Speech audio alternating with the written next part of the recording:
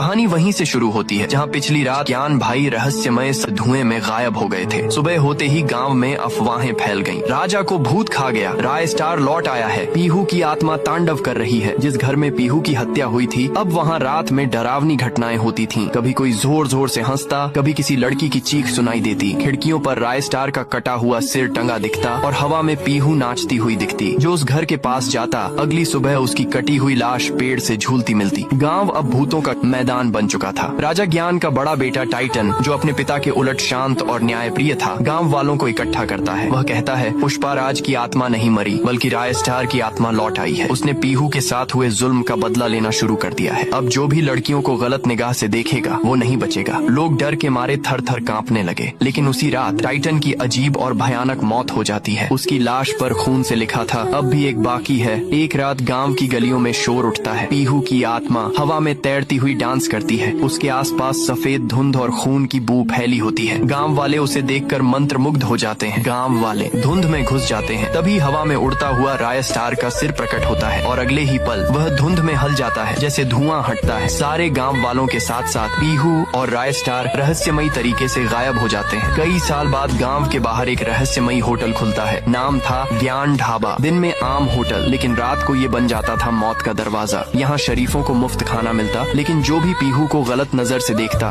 उसका खाना खून में लिपटा होता और सुबह वो गायब होता। ज्ञान भाई किसी तरह जंगल की कैद से आजाद हो जाते हैं। रास्ते में उन्हें एक अजीब लड़का मिलता है, नारुतो, जो उन्हें ज्ञान ढाबा का रास्ता दिखाता है। जैसे ही ज्ञान अंदर घुसते हैं उन्हें सामने राय स्टार का कटा हुआ सिर घूरता मिलता है। तभी पीहू डांस करने लगती है। ज्ञान उसकी सुंदरता देखकर बहक जाता है और पास जाकर गंदी हरकत करने की कोशिश करता है। लेकिन तभी राय स्टार का सिर हवा में तैरता हुआ आता है और एक ही झटके में ज्ञान की गर्दन धड़ से अलग कर देता है। पीहू और राय स्टार की आत्माएं अब शांत हो जाती हैं। वो कहते हैं अब हमारा बदला पूरा हुआ। वह दोनों हवा में गायब हो जाते हैं। तभी ज्ञान ढाबा जलकर राख हो जाता है। गांव अब शांत है। लेकिन अमावस्या की रात बाबा टंग टंग आते हैं और बोलते हैं अब भी एक कातिल बाकी है।